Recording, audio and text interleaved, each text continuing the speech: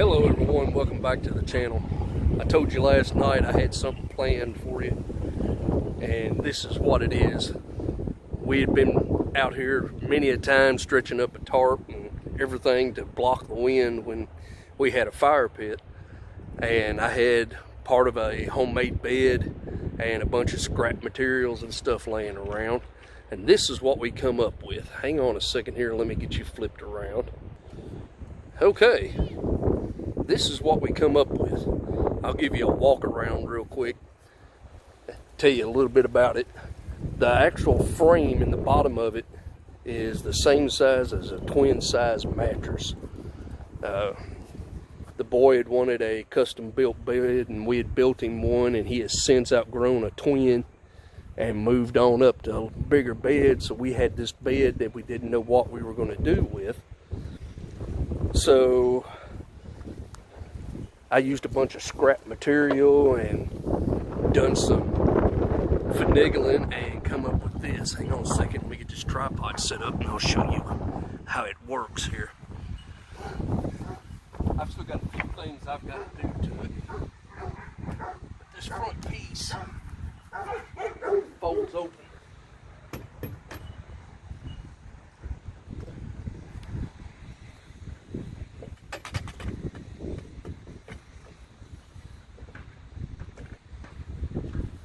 And makes an actual shelter. Like I said, that piece is the size of a twin size mattress. You've actually got this small porch over the front of it. Let me get you turned back around here. Okay, there we go. You've actually got that small porch over the front of it. It's tall enough that I can sit right here on the edge of it and barely does miss the top of my head. So we've actually got quite a bit of room there. It is this way, 40 some inches. So I mean, there's quite a bit of room in it. I've got a few other things I'm going to do to it. I've got to put a spot to hang up a little lantern and so forth. But me and his grandfather actually built the bed frame and the headboard and all of that stuff for him several years ago, and he's outgrown that. The top here, or the porch part, I've framed it in.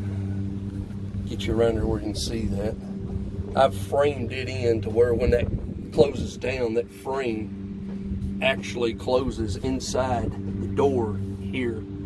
I've got to put a latch on it so that when you close it down, you can fasten it shut from the inside as well as from the outside.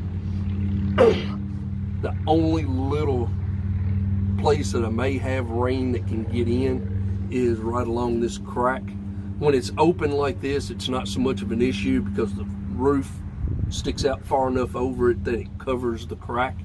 But when I close that down, I've actually got just a little bit of a gap right along here.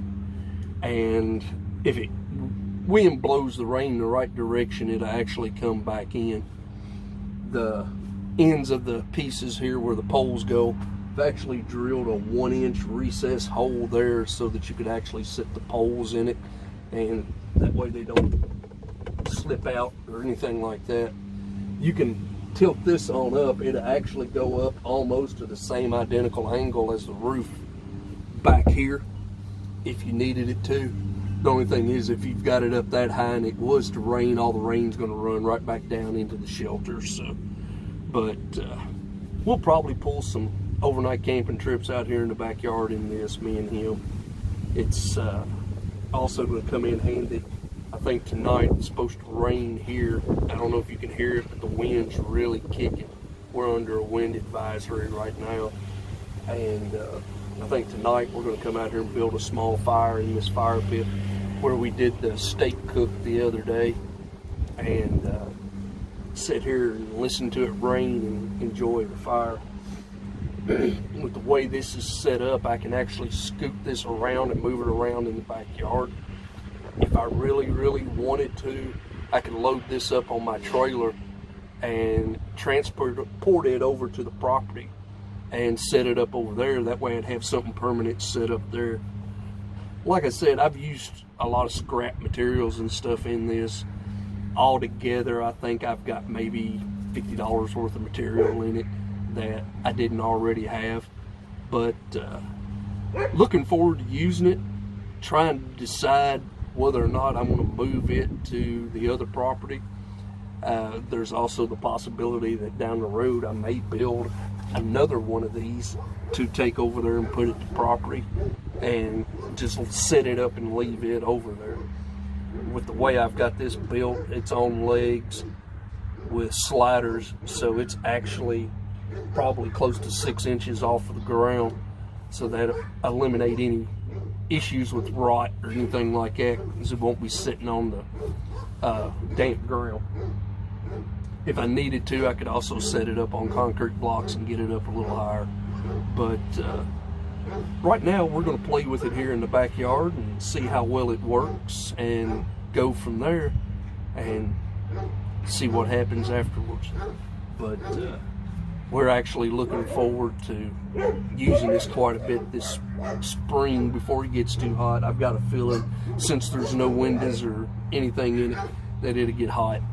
But that may be something, if I build another one to transport over to the property, that may be something I'll address when I do that. Well, I hope y'all got a kick out of this. Like I said, I had something I was working on that I was going to do. Altogether, the platform was already built, so really all I had to do was build the upper part of it and do that. And I think altogether I've got maybe 3 hours worth of work, or a little less in all of it. So hard to beat that. But I don't know if you can see my little one. He's out here in the backyard singing YMCA. He's got his earbuds in, so he's having a blast.